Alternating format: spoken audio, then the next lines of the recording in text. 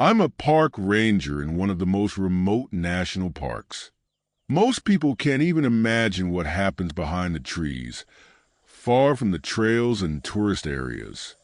As rangers, we're used to the silence, the isolation, and the feeling that nature is always there watching. But sometimes, what's watching isn't what it seems. It was on one of those dark nights, when the sky was covered by heavy clouds and the moon seemed like a distant shadow, that I heard something for the first time that I shouldn't have heard. I was doing my usual routine patrol, alone as always. The radio was silent. The truck was parked at a safe distance, and the only lights were from my flashlight. The park is a quiet, peaceful place at night, with only the sounds of nature, the rustling of leaves, the distant calls of nocturnal animals. But that night, the silence felt different. The kind of silence that makes you feel like something is wrong, like there's something hiding, waiting. I stopped in the middle of a side trail, a path less explored, far from the more crowded areas. The air felt denser there, like the forest was keeping a secret. That's when I heard it. At first, a whisper, soft, coming from somewhere to my left. I couldn't make out the words, but there was something in the rhythm of the voice that sent a chill down my spine, like it was calling, but without the words being clear enough for me to understand. At first, I thought it was the wind, or maybe an animal making some strange noise. But then the voice repeated, clearer, louder, like someone was getting closer. I was overtaken by a sense of unease. My heart started racing. Normally, this kind of alertness is my ally. As rangers, we know nature can be treacherous, but this was different. This presence wasn't from the forest. The voice became more defined, and now I could swear it was calling my name. James! A soft whisper but sharp, filled with an unusual urgency. I froze. There were no more sounds, no noises from nature. The wind had stopped blowing. All I could hear now was my own heart pounding in my chest, and that whisper calling my name. James! The name came out in a more drawn-out tone, like the person was struggling to speak from somewhere far away. I slowly turned, trying to locate the source of the sound. Whatever was speaking seemed to be moving quickly through the darkness of the forest, always at a distance. I couldn't see anything, but I could feel the presence. Something was watching me. I decided to take a step toward the sound. A mistake. Suddenly, the whisper stopped, and the silence returned, deeper than ever. I was completely alone on that trail, but something told me I wasn't. Something was there, somewhere in the dark. I took a deep breath and continued walking. I tried to ignore the uncomfortable feeling of being followed, but with every step, the sensation of being watched only grew. The shadows around me seemed to move, but there was no wind. The trees swayed in ways that didn't make sense. I wasn't in a safe place anymore. I wasn't alone anymore. That's when the flashlight flickered. I felt a growing pressure on my shoulders, as if the air was becoming heavier, denser, like the forest itself was trying to swallow me whole. I tried to turn the flashlight back on, but it failed. Fear took over me. I looked around, and then, out of the corner of my eye, I saw a shadow move between the trees. A figure, faceless, but standing out in the darkness. I didn't think. I ran. I ran without looking back. The sound of my feet pounding the leaf-covered ground was the only sound breaking the silence. Fear paralyzed me for a moment, but I knew I had to get out of there. The feeling that someone or something was right behind me wouldn't let me breathe. When I finally reached my truck, breathless and gasping for air, the sounds in the forest stopped. The silence returned as if nothing had happened. But I knew something had been there. Something that shouldn't have been. The worst part was that as time passed, the name I had heard in those voices no longer seemed so distant. I felt like somehow it was getting closer, ready to find me. And next time, I'm not sure I'll be fast enough. The following days were strangely calm. What I had experienced that night stayed trapped in my mind, but I didn't go back to that trail, didn't search for that presence anymore. As rangers, we get used to putting fear aside, moving forward, keeping things in order, but that experience marked me in a way I couldn't ignore. It was a cloudy morning when I found the forgotten trail. I was in a part of the park I rarely visit, far from the more popular trails used by tourists. The radio was silent, my flashlight fully charged, and the feeling of isolation was as thick as the air around me.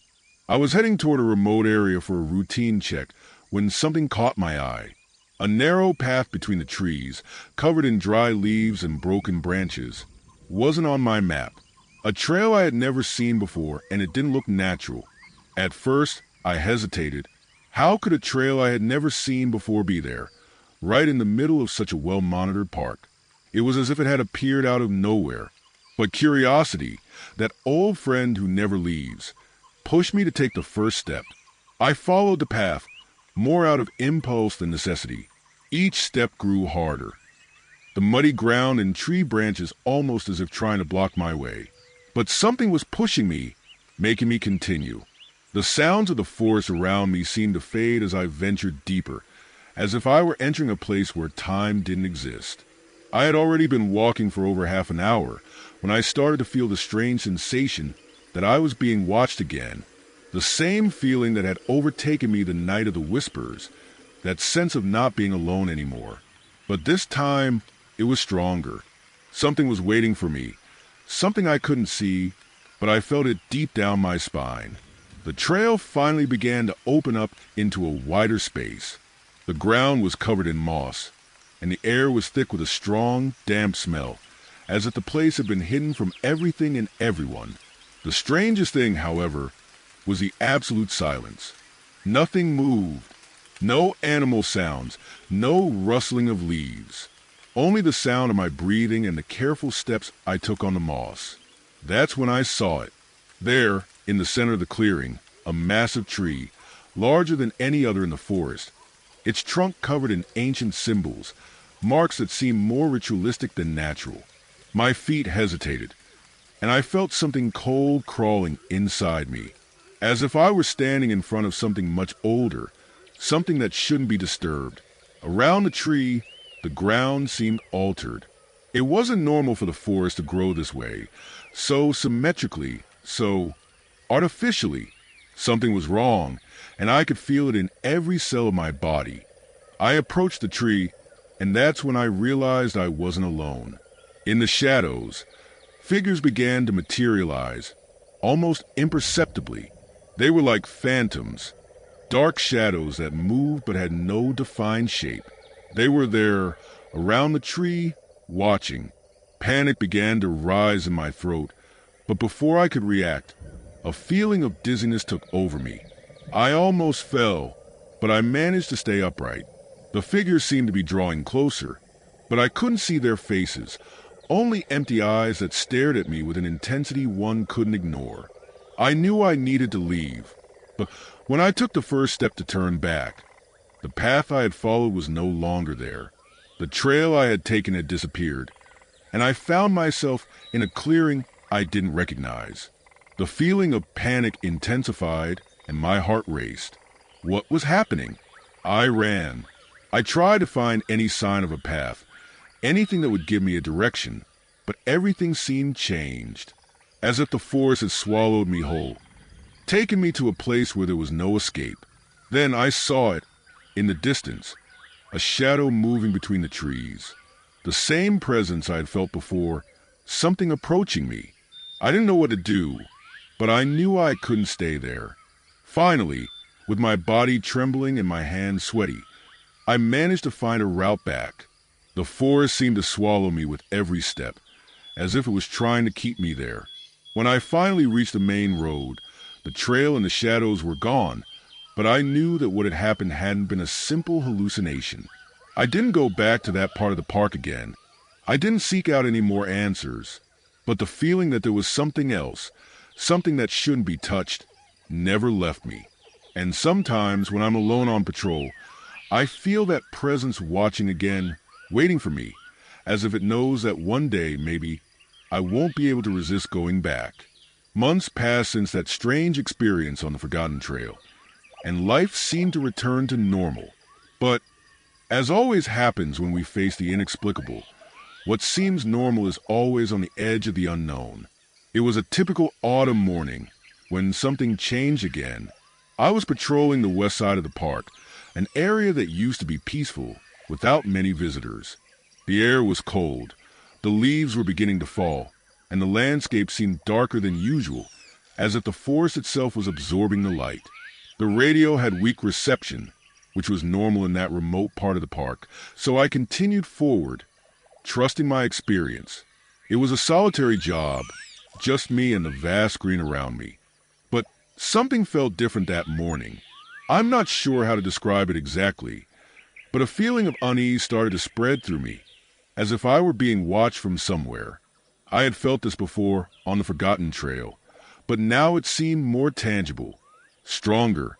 I passed through an open field, an area with some old ruins, a type of abandoned settlement from decades ago. I knew the area was full of history, but I had never paid much attention to the details. When I passed by one of the old wooden barracks, an image froze my mind. There was someone, standing there in the middle of the structure, almost hidden by the shadows. But the figure was too still, like a statue. I stopped, my heart racing. The person wasn't moving, not even breathing. I shouted, hoping for a reaction, any response. But nothing. It was as if time had stopped around that figure, and with every passing second, terror grew inside me. Then I realized what was happening. It wasn't a person. It was a shadow, a formless shape that seemed to twist and stretch, as if it were trapped in position. I took a step back, and then the shadow began to move, but not in the direction I expected. It started to distort, growing toward the trees around it, spreading as if it were part of the environment itself, as if it were merging with the forest. At first, I didn't know what to do. My body was frozen with fear, and a sense of hopelessness began to take over. What was happening there? I looked down at the ground and saw something that made me freeze.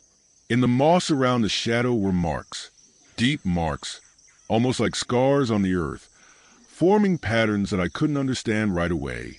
But something told me that I shouldn't be there trying to understand. On impulse, I started running. I quickly pulled away from that spot, feeling like something was chasing me, something invisible, but aware of every move I made. Once I managed to leave the open area and head back into the forest, the feeling of being watched grew even stronger.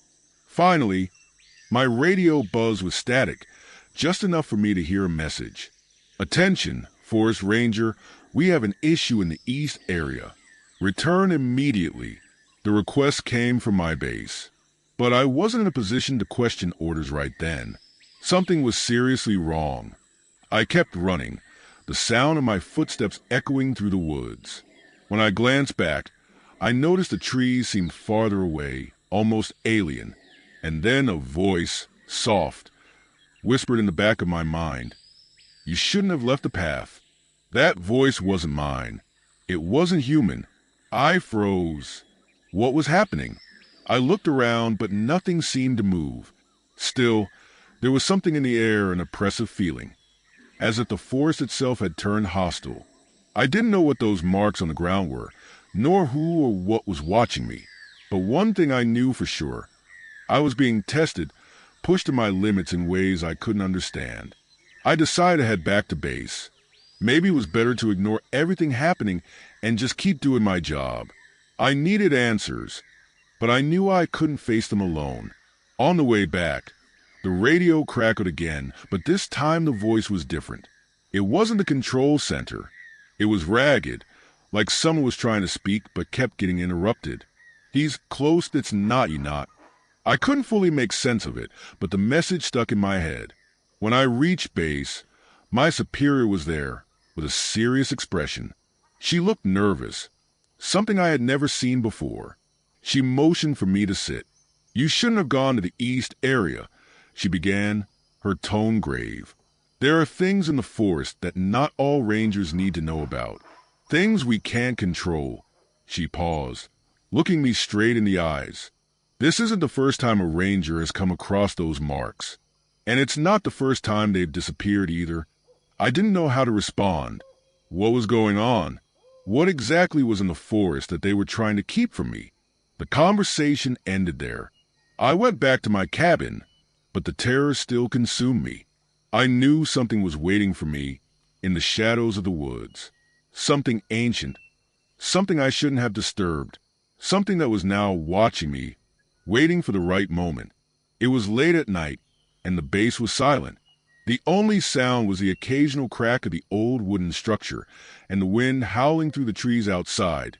In the darkness, I was still trying to process what my superior had told me about the marks and the disappearances. What was it about that forest that felt so alive?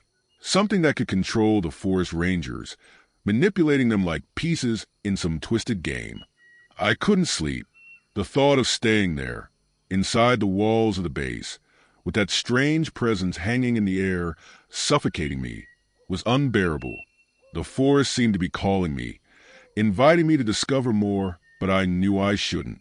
I shouldn't get any closer to anything beyond what my eyes could comprehend. But curiosity has always been stronger than fear. I got up and dressed silently, trying not to wake anyone.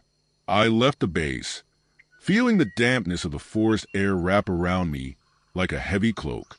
The trees, even at night, seemed taller, denser, as if they were waiting to swallow me whole at any moment. I knew I was heading into the unknown, but some invisible force was pulling me forward, as if I had no choice. When I entered the trail leading to the east area, something changed. The air grew heavier, and the feeling of being watched became unbearable. But what disturbed me the most was the silence. There were no sounds of animals, not even the wind, only the sound of my own footsteps echoing through the solitude of the forest. That sense of familiarity and despair began to mix inside me, as if all of this had happened before, but I couldn't place when or how. I walked for hours until I finally arrived at the area, now even more sinister under the cover of night. The ruins stood out sharper, more detailed, and the marks on the ground were deeper, as if the very earth itself was being torn apart. I crouched to examine the marks, trying to understand what they were trying to tell me, when I heard a distant sound. It was a sound that froze my spine. Footsteps. They weren't mine, not the sound of animals, but the sound of something heavy, something moving with precision, yet slowly and deliberately. I looked around, but there was no one in sight. The sound seemed to be coming from every direction at once. I stood up quickly, and that's when I heard the voice whispering my name. It was low, guttural, as if it were coming from something not human. "You shouldn't be here." The words were distorted, as if the forest itself was trying to speak to me. I froze. It wasn't my mind playing tricks, nor was it the darkness. Something was there, something that fed on my anxiety and fear. Suddenly, a shadow moved between the trees, forming a humanoid shape, but distorted. I couldn't make out all the details, but I knew that thing wasn't from our world.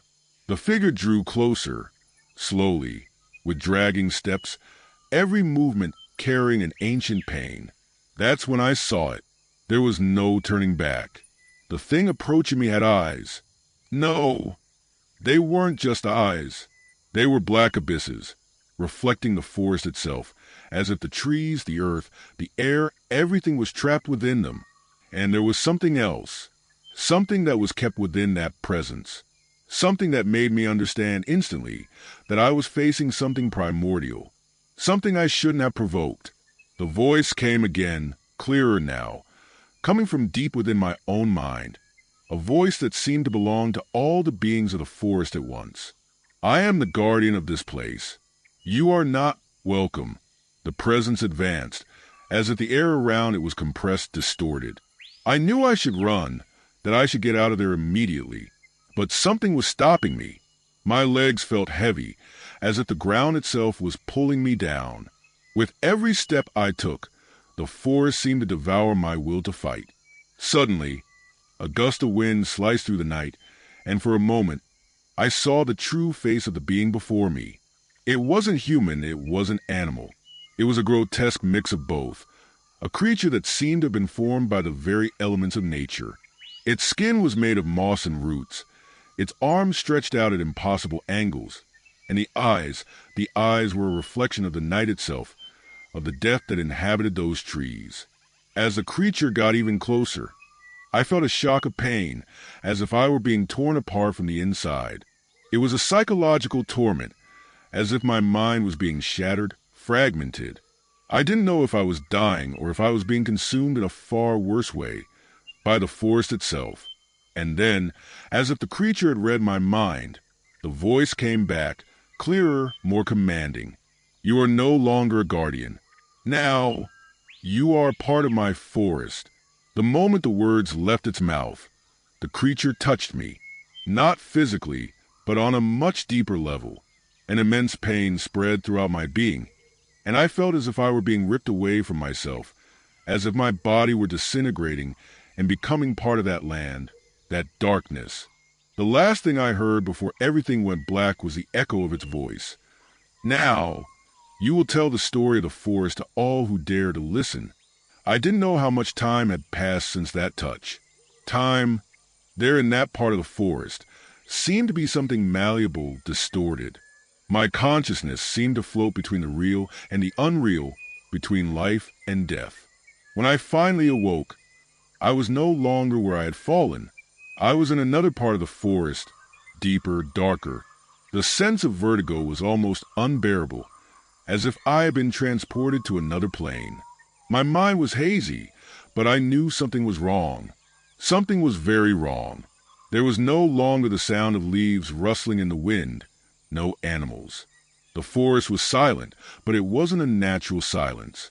It was a heavy, dense silence, as if everything was waiting, watching, about to reveal itself. I tried to get up, but something held me back. It was as if the roots of the trees were wrapping around my legs, as if the very earth itself was restraining me. I looked down and saw faces. The faces were there in the roots, in the shadows of the trees. Lifeless eyes stared at me, looking from a place beyond time, beyond comprehension. Lost souls. You still don't understand, do you? The voice echoed again. It wasn't the creature anymore. It was something else. Something deeper, older, something that made the trees seem young and harmless. Something that fed on pain, on desolation. The pain in my body intensified when I heard the words. I was lost, trapped in the very forest I had sworn to protect. Trapped like the other guards who disappeared before me. And now, I was in their place. Inside the forest with the roots and trees slowly consuming my soul. I was in a nightmare, but I couldn't wake up. I looked at the trees, trying to understand what was happening. That's when I realized. The trees, with their twisted roots and dark trunks, were breathing. Not in the conventional sense, but as if they were alive. As if the trees were absorbing the pain, the fear, the anguish of anyone who dared to enter this place. They were feeding the creature, feeding the guardian who now seemed to control every movement, every thought. Each tree was a receptacle for souls. The voices, distorted, came from their cracks, whispering secrets I couldn't comprehend. I was overwhelmed with a sense of claustrophobia and terror. I was being consumed, not just physically, but psychologically.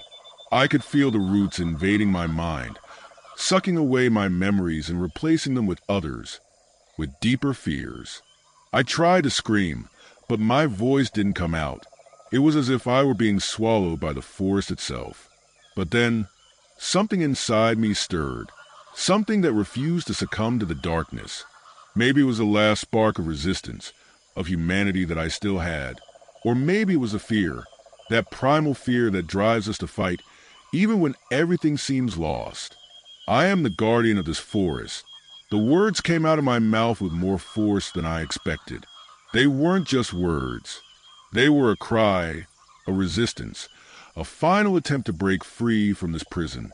The forest seemed to react. The roots twisted and recoiled, as if the sound of my words had made a difference. For a moment, I felt that I had succeeded, that I could escape. But then a guttural, deep, and menacing sound came from behind me. The guardian, it was there, back again, stronger than ever.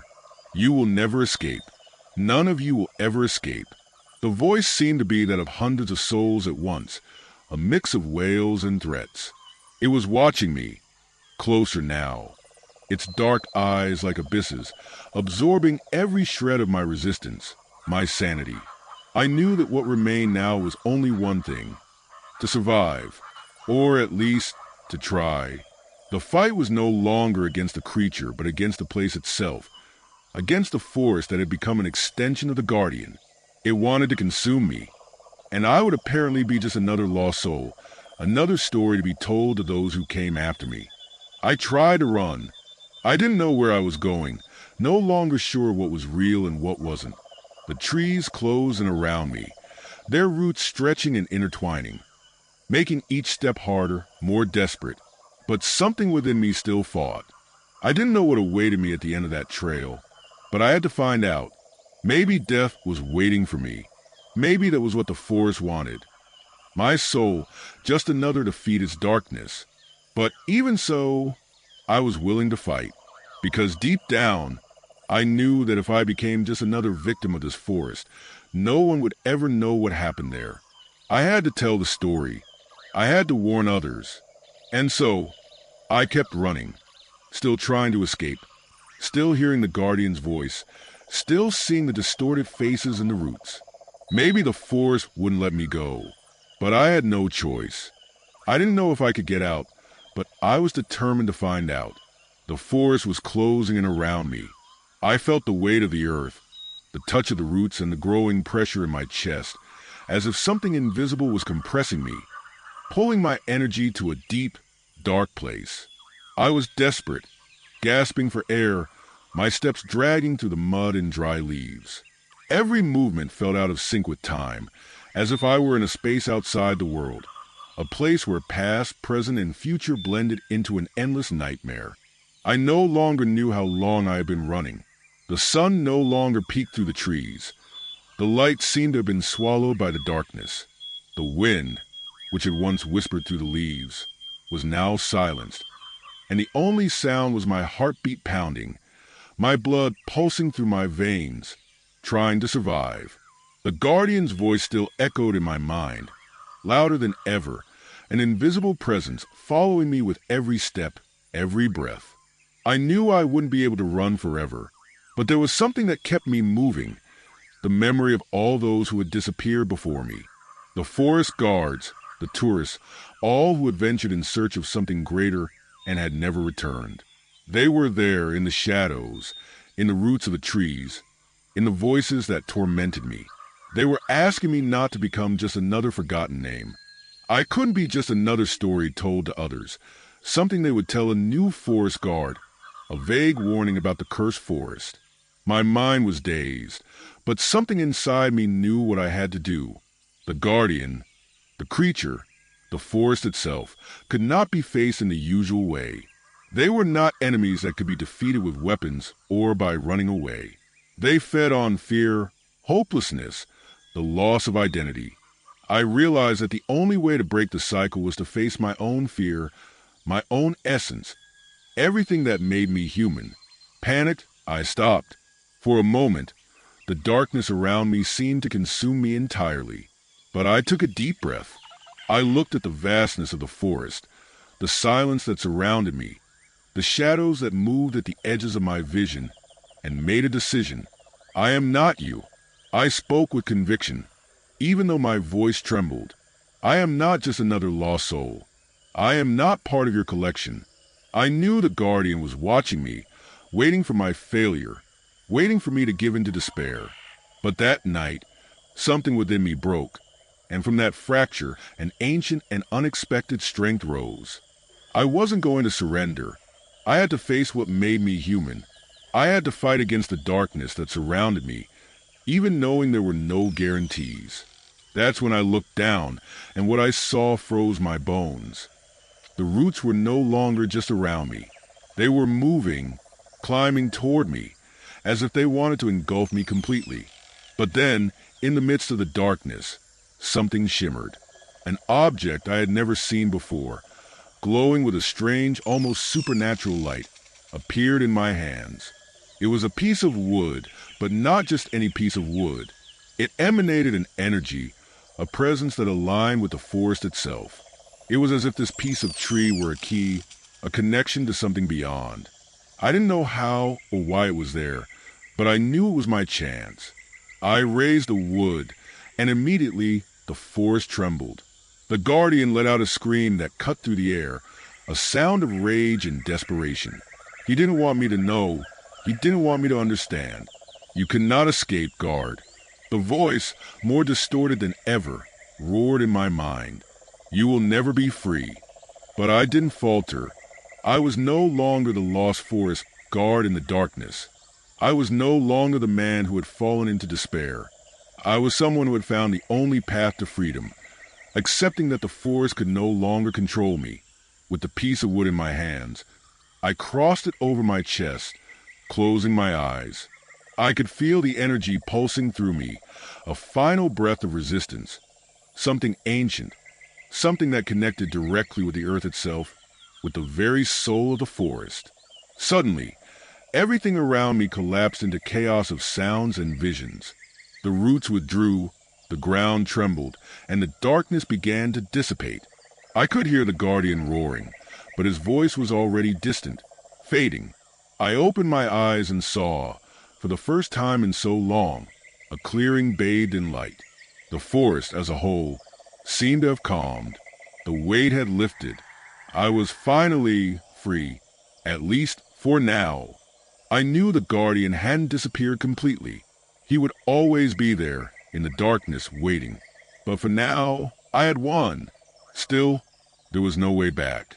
I knew that if I ever returned to that place, I wouldn't find the same trees or the same echoes. The forest had changed just as I had. But one thing I knew for sure, the stories I had told, the stories I had lived, those would never be forgotten. And so I left, but the Guardian still watches me, as he watches all who dare to enter. And one day, he will find another to replace those who have disappeared. I am a forest guard, and these are my terrible stories.